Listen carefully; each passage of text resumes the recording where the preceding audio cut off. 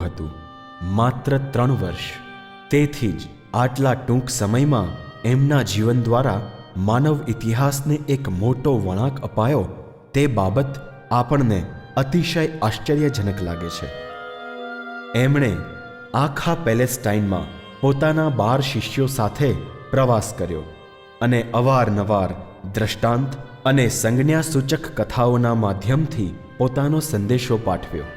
ગોસ્પેલ્સમાં Jesus વિશે જે લખાયું છે તે વાંચવાથી આપણા ઉપર તલસ્પર્શી અસર થાય છે. એમણે પોતાના આજુબાજુના માનવો પર અપાર મૃદુતા અને મધુરતા રેડી અને તેઓના અંતરમાં જે શ્રેષ્ઠ તત્વ હતું તેને જાગૃત કર્યું અને પ્રભુના પ્રેમની અદ્ભુત ભવ્યતાને સમજવાની અને એને સાચા ઉત્તર આપવાની પ્રેરણા આપી. જે ઘણા બધા પ્રેરણાત્મક અને ઉપદેશાત્મક પ્રવચનો ક્રાઇસ્ટે આપેલા તે પૈકી પર્વત પરનું ઉપદેશ પ્રવચન સર્વાધિક નોંધપાત્ર છે. એ પ્રવચનમાં ક્રિશ્ચિયન સંદેશના વિષય વસ્તુનો સાર મળી આવે છે, જેમ કે ઈશ્વરની સમક્ષ બધા જ મનુષ્યોની સમાનતા, માનવોનું બંધુત્વ અને માનવોની તાત્વિક એકતા. જીસસના મંતવ્ય અનુસાર જીવનનો ઉદ્દેશ્ય ભગવાનના સામ્રાજ્યને મનુષ્ય પોતાની અંદર જ શોધવાનો અને તદુપરાંત દિવ્ય સ્વર્ગના સામ્રાજ્યમાં સ્વીકૃત બનવાની યોગ્યતા પ્રાપ્ત કરવાનો છે. પર્વત પરના ઉપદેશ પ્રવચનને સંસારના અખિલ ધાર્મિક સાહિત્યમાં એક અનન્ય પ્રેરક સ્થાન મળેલું છે અને તેનું કારણ એ છે કે તે આપણને એક અંતર્હિત સંદેશ આપે છે. ઈશ્વર કોઈ સુદૂર રહેનારો શુષ્ક અને બેપરવાહ શાસક નથી, પરંતુ આપણા સાચા પિતા સમાન છે કે જે દરેક વ્યક્તિની અને દરેક વસ્તુની સંભાળ લે છે. તેનો પ્રેમ સર્વવ્યાપી છે અને દરેક માનવ હૃદયના આંતરપ્રદેશમાં તે પ્રેમની અનુભૂતિ થઈ શકે છે. એકાએક ઈશ્વર માનવની ઘણી નજીક આવી જાય છે.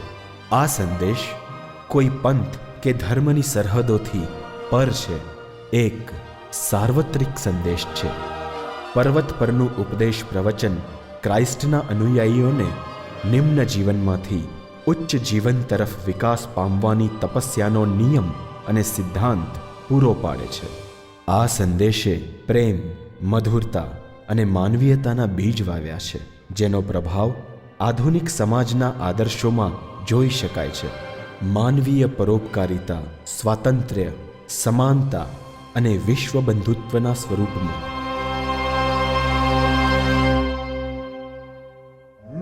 કુરાન એ સંદેશાઓનો ઉતારો છે જે મહમ્મદ પૈગંબર માટે દેવદૂત ગેબ્રિયલ દ્વારા રહસ્યોદ્ઘાટિત કરવામાં આવ્યા હતા. આ રહસ્યોદ્ઘાટનો અલૌકિક ધ્યાનની અવસ્થામાં થોડા સમયાંતરે નોંધપાત્ર સંખ્યામાં પ્રાપ્ત થયા હતા. મહમ્મદ પૈગંબરના સંદેશનું સાર તત્વ એ છે કે સર્વશક્તિમાન પ્રભુ એક જ છે.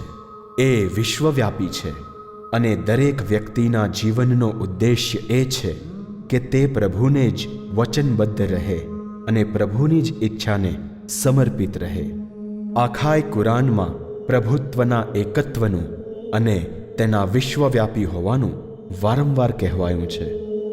કુરાન અનુસાર પ્રભુ કાલ અને દિશાનો સર્જનકાર છે અને મનુષ્યના મસ્તિષ્કની સમજથી દૂરાતીત અને પરાત્પર છે.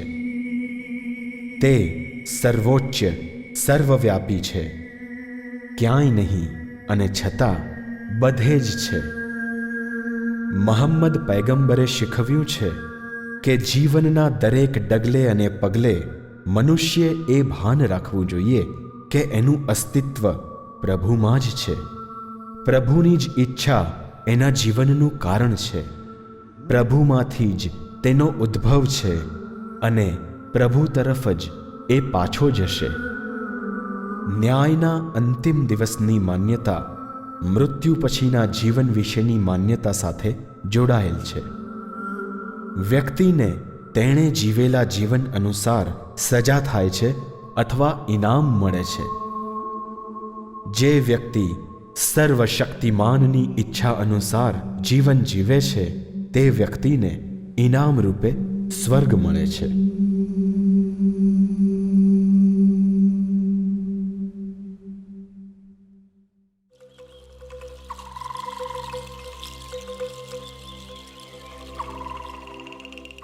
એકમાત્ર બ્રહ્મ જ સત્ય છે, જગત મિથ્યા છે. દરેક આત્મા બ્રહ્મ સિવાય કાંઈ જ નથી. સદીઓથી આ સંદેશનો પુકાર સંભળાયેલો છે અને ભારતનો આત્મા આ પુકારના અસર તળે ચમત્કૃત રહ્યો છે. જે અનુભૂતિને આધારે આ વિચારધારા પ્રસ્તુત કરવામાં આવી છે તેની આંતરશક્તિ તે અંતિમ અનુભૂતિ છે એવી ધારણા અને જે કુશળતા અને દલીલોથી આ વિચારધારા રજૂ કરવામાં આવેલ છે તે બધા વિચારોએ 1000થી પણ વધારે વર્ષોથી ભારતના માનસ પર વર્ચસ્વ પ્રાપ્ત કર્યું છે અને ભારતની પ્રજાની મનોવૃત્તિના એક મહત્વપૂર્ણ પાસાનું ઘડતર કર્યું છે. જે મહાન વ્યક્તિએ આ અનુભૂતિ અને વિચારધારાને મૂર્તિમંત કર્યા અને શક્તિપૂર્ણ વ્યાખ્યામાં પ્રદર્શિત કર્યા એ લોકપૂજિત, લોકમાનિત, સુવિખ્યાત શંકરાચાર્ય છે. એમના વ્યક્તિત્વમાં આધ્યાત્મિક ખોજનો આત્મા અને અત્યંત શક્તિશાળી અને ક્ષુરધારા જેવી બૌદ્ધિકતા, આ બંનેનો સુગમ સંગમ જોવા મળે છે. આ બે તત્વોની ઉપસ્થિતિ તેમની આ બ્રહ્માનુભૂતિ પર આધારિત જ્ઞાનની પ્રસ્તુતિમાં અને એમણે દર્શાવેલી જીવનની પદ્ધતિ કે રીતમાં તીવ્રપણે પ્રતિબિંબિત થાય છે. શંકરાચાર્યનો જીવનકાળ ટૂંકો હતો, માત્ર 32 જ વર્ષનો. નાની વયે પણ તેમણે વેદો અને ઉપનિષદોનો આતુરતા અને પ્રસન્નતાપૂર્વક અભ્યાસ કર્યો હતો. જન્મથી જ સંન્યસ્ત આદિ શંકરાચાર્યને સત્યની શોધ માટે અતૂટ જિજ્ઞાસા હતી. આ જિજ્ઞાસા અને ખોજની આતુરતામાં બીજી બધી જ ભાવનાઓનો લોપ થઈ ગયો હતો. તેઓ એક મહાન વિભૂતિ તરીકે માનવજાતમાં તરી આવે છે. એમની વિદ્વત્તા અને સત્યની ઉપાસના સાથે તેઓ આખા દેશમાં પગપાળા ભમ્યા, આધ્યાત્મિક ખોજનો જીર્ણોદ્ધાર કરવા અને સાચા જ્ઞાનની સમજના પ્રચાર માટે. એ સમયના યુગમાં બૌદ્ધ ધર્મ ઘણો જ પ્રચલિત હતો અને જૈન ધર્મ પણ એની પરાકાષ્ઠાએ હતો. વૈદિક રીતોની કીર્તિ અને કર્મકાંડોની શક્તિ ક્ષીણિત થઈ રહી હતી. પૌરાણિક હિન્દુત્વ સાથે જોડાયેલ ભગવાનને સમર્પિત ભક્તિમાર્ગ, ઉત્સવ પર્વો અને મંદિર પ્રાર્થનાના સ્વરૂપમાં લોકપ્રિય થઈ રહ્યો હતો. શંકરાચાર્યે લોકોને ઉપનિષદોના રહસ્યમય અને અનુભૂતિ પ્રમાણિત સત્ય તરફ પાછા વાળ્યા અને તેમણે ઘોષણા કરી, બ્રહ્મ સત્ય છે, જગત મિથ્યા છે. લિયોનાર્ડો દા વિન્ચી યુરોપીય પુનર્જીવન યુગની વિશ્વવિખ્યાત વિભૂતિ, એક વૈશ્વિક મહાપુરુષ. વૈજ્ઞાનિક સંશોધન અને કલાત્મક અભિવ્યક્તિના સમન્વય દ્વારા તેમણે ચિંતનમય જીવન અને ક્રિયાત્મક જીવન વચ્ચેના તેમજ વિજ્ઞાન અને ઉદ્યોગ વચ્ચેના પુરાણા સંઘર્ષોને સફળતાપૂર્વક સમાપ્ત કર્યા.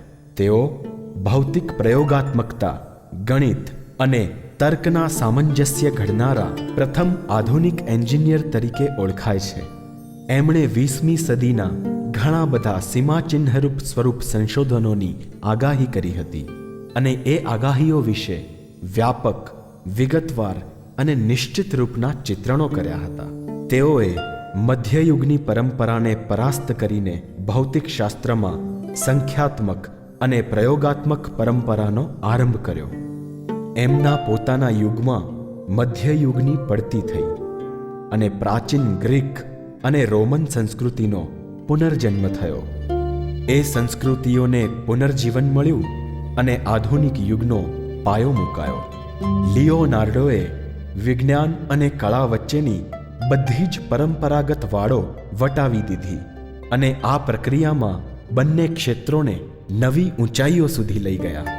લિયોનાર્ડોની પ્રત્યક્ષ જ્ઞાનની ચોકસાઈ માટેની નિરંતર ખોજ અને અભિવ્યક્તિમાં ચોકસાઈ અવારનવાર તેમને મૂળ કાર્યની હદ બહાર લઈ જતી અને ક્યારેક તો વિગતવાર પ્રયોગ કરવાના આગ્રહને કારણે અને નવી શક્યતાઓના અનુસંધાન કાર્યકલાપોને કારણે પોતાના હસ્તગત કાર્યના પાટા પરથી ઉતરીને બીજા કોઈ ક્ષેત્રમાં તેઓ ખોવાઈ જતા.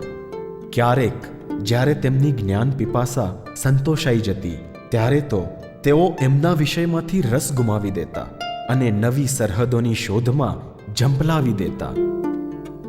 એમની આધ્યાત્મિક અભિપ્સાઓ અને ભૌતિક દુનિયાની ક્ષતિઓ વચ્ચે થોડોક સંઘર્ષ હતો, પરંતુ જ્યારે જ્યારે તેઓ આ દેખીતા વિરોધાભાસમાંથી બહાર આવી શક્યા હતા ત્યારે ત્યારે પોતાની વ્યાપક પ્રતિભાની ક્ષમતાઓના સમન્વય સાધી શક્યા હતા.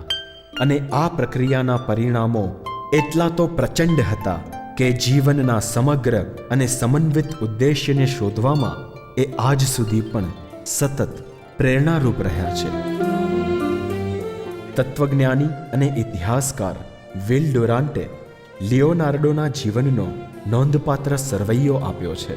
તેઓ કહે છે કે આપણામાંનું કોણ જ્ઞાનના વિવિધ પ્રકારો અને ક્ષમતાઓને તોડવા અને ન્યાય આપવા માટે એટલું વિશિષ્ટ સ્થાન ધરાવે છે કે જે આ બહુમુખી વ્યક્તિત્વને તોડી જોખી શકે. લિયોનાર્ડો પુનર્જીવનના યુગનો પૂર્ણ પુરુષ હતો અને કદાચ બધા જ યુગોનો પણ. પુનર્જીવનના તત્વજ્ઞાનની ધારામાં કાંઈ પણ લિયોનાર્ડોના કુદરતી નિયમની કલ્પનાથી ચડિયાતું નથી. એમની સિદ્ધિઓ પર ધ્યાન દેતા આપણે આશ્ચર્યવત એમને જોઈએ છીએ અને મનુષ્ય તેના પ્રાચીન મૂળ સમયથી કેટલો અદ્ભુત વિકાસ પામેલો છે એ આશ્ચર્યવત વિચાર વડે માનવ જાતિની સંભાવનાઓ વિશે આપણી શ્રદ્ધાનું નવીનીકરણ કરીએ છીએ.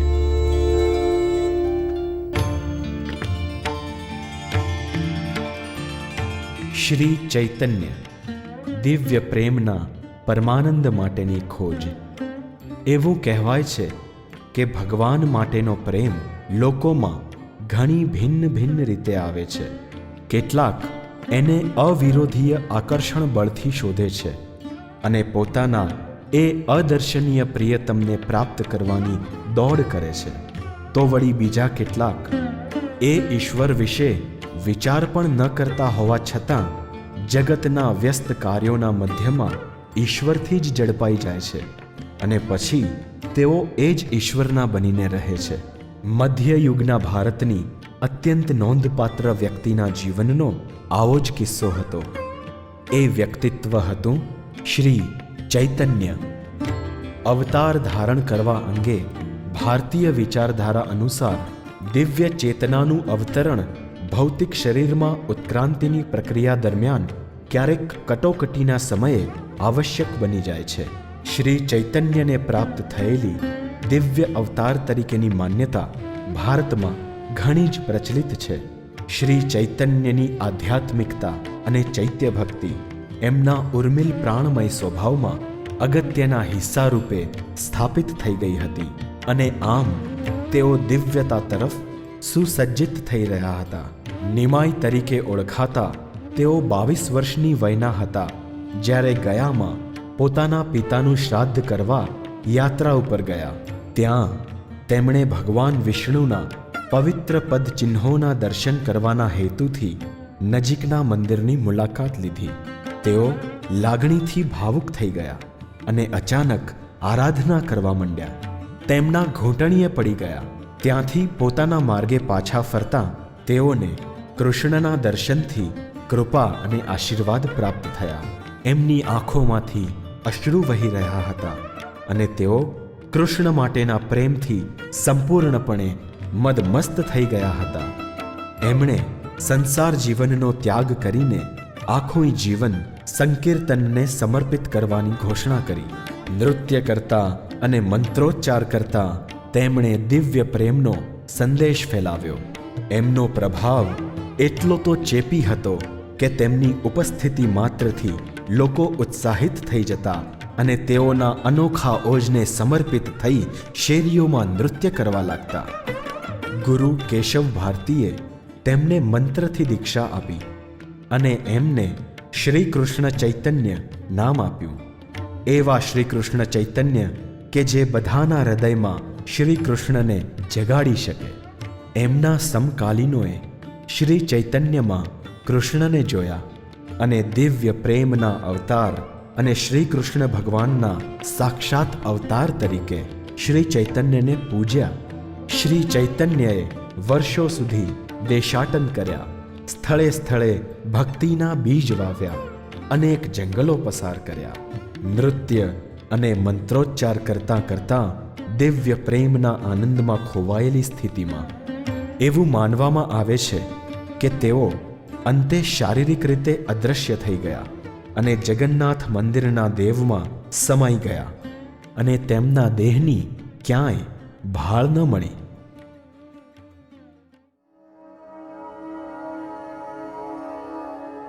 રને દેકાર્ત બૌદ્ધિક તર્ક દ્વારા સત્યની ખોજ. સત્યની ખોજ દરેક વિચારકનો આદર્શ છે તેમ બધા જ સ્વીકારે છે. કેટલાક એમ માને છે કે સત્ય એ છે જે આપણી ઇન્દ્રિયો વડે અનુભવી શકાય. બીજા કેટલાક એમ માને છે કે સત્ય એ છે કે આપણી તાર્કિક બુદ્ધિ વડે જેની વાસ્તવિકતાને પ્રમાણિત કરી શકાય. અને વળી બીજા કેટલાક એમ માને છે કે સત્ય ન તો ઇન્દ્રિયો દ્વારા જાણી શકાય છે કે ન તો તાર્કિક બૌદ્ધિકતા દ્વારા. એમના અનુસાર સત્ય આપણને ઈશ્વરની દ્રષ્ટિ શ્રુતિ દ્વારા પ્રાપ્ત થઈ શકે છે. ઈશ્વરનું જ્ઞાન શ્રુતિ દ્વારા. એ મંતવ્ય પશ્ચિમમાં મધ્યયુગ દરમિયાન પ્રચલિત હતું, પરંતુ યુરોપીય પુનર્જીવનના યુગ દરમિયાન પ્રાચીન યુનાની જ્ઞાનધારા એકવાર ફરીથી આખા યુરોપમાં પ્રસરી ગઈ અને તર્કના નવા યુગનો આરંભ થયો. અને ત્યારે ગંભીર પ્રશ્નો પૂછાવા લાગ્યા. સત્ય તરીકે કોને સ્વીકારવું જોઈએ? કોઈ પણ બાબતની માન્યતા બસ માત્ર શ્રુતિના આધારે, શ્રદ્ધાના આધારે, પ્રશ્ન પૂછ્યા વગર જ, માત્ર જડ માન્યતાના આધાર ઉપર જ? તેનું નામ હતું રને દેકાર્ત. એમનો મુખ્ય સંદેશ એ હતો કે બૌદ્ધિક જીવનનો ઉદ્દેશ્ય એ હોવો જોઈએ કે સત્યની બુદ્ધિથી શોધ કરવી. રને દેકાર્તની વિચારધારામાં મહત્વપૂર્ણ અંગ જે હતું તે શંકાની પદ્ધતિ. એ પદ્ધતિના અંત સુધી એમણે એ પદ્ધતિને વિકસાવી. એ પદ્ધતિ એક ગંભીર પદ્ધતિ છે, ખૂબ ગહનાત્મક પદ્ધતિ છે અને સત્યને જ વરેલી છે. એ પદ્ધતિના કોઈ પૂર્વગ્રહો નથી અને એ પદ્ધતિથી સત્ય સુધી પહોંચાશે જ એવો કોઈ પૂર્વગ્રહ ક્યારેય પણ નહોતો જ. દરેક વિચાર, દરેક માન્યતા અને દરેક અનુભવની શંકાની દ્રષ્ટિએ ચકાસણી કરવી જોઈએ અને એવી ચકાસણી ભગવાનના અસ્તિત્વ અને માનવ આત્માના અસ્તિત્વ પર પણ લંબાવવી જોઈએ. અનુભવોના તથ્યો પર શંકા કરતાં કરતાં શંકા આપોઆપ જ એક વિચાર અંગે બંધ થઈ ગઈ. એ વિચાર હતો કે હું વિચાર કરું છું. આ એક જ વિચાર એવો છે કે જેના વિશે શંકા કરવી એ અશક્ય છે, કારણ કે એના પર શંકા કરવા માટે એક જ સાધન છે, વિચારની પ્રક્રિયા. અને ત્યાર પછી આ અશંકનીય હું વિચાર કરું છું, આ વિચારમાંથી એક જ તારવણી અશંકનીય નીકળે છે, હું છું. હું છું. કોજિટો અર્ગો સુમ. હું વિચારું છું એટલે હું છું. આ અશંકનીય પ્રસ્તાવમાંથી દેકાર્તે બે પુરાવા તારવ્યા: આત્માના અસ્તિત્વનો પુરાવો અને ઈશ્વરના અસ્તિત્વનો પુરાવો. વિચારને અંત સુધી લઈ જવો, જ્ઞાનની તપાસ સતત જાળવી જ રાખવી, ધીરજથી, નિષ્પક્ષપાતી દ્રષ્ટિથી. તર્કની શુદ્ધ પારદર્શક બૌદ્ધિક ક્રિયાથી જ સત્યનું શોધન કરવું અને એના અંતિમ અંત પર જે સત્યનું દર્શન થાય તે જ સત્યનું પ્રતિપાદન કરવું. આ છે દેકાર્તનો સંદેશ. આ સંદેશ જીવનના ઉદ્દેશ્ય અંગે બહુ જ મહત્વનો છે. સત્યની ખોજ શુદ્ધ બુદ્ધિના પ્રકાશથી જ કરવી જોઈએ. એ સંદેશ દેકાર્તનું મહત્વપૂર્ણ યોગદાન છે. સ્વામી વિવેકાનંદ. સાક્ષાત અનુભવથી ભગવાન માટેની ખોજ. પુરુષોમાં સિંહ તરીકે વર્ણવાતો આ મહાપુરુષ દુનિયામાં સ્વામી વિવેકાનંદ તરીકે ઓળખાયો. માત્ર 39 વર્ષ જ જીવ્યો. નરેન્દ્રનાથ એમનું મૂળ નામ. તીક્ષ્ણ બુદ્ધિ અને તેજસ્વી વ્યક્તિત્વ. કિશોરાવસ્થામાં જ તેઓ વિજ્ઞાન અને તર્કશાસ્ત્ર તરફ આકર્ષાયા હતા. તે વેળાએ તેઓ શંકાશીલ અને શંકાવાદી હતા. છતાં તેમના હૃદયમાં પૂર્ણતાને સ્પર્શવાની, પૂર્ણતાની અનુભૂતિ પ્રાપ્ત કરવાની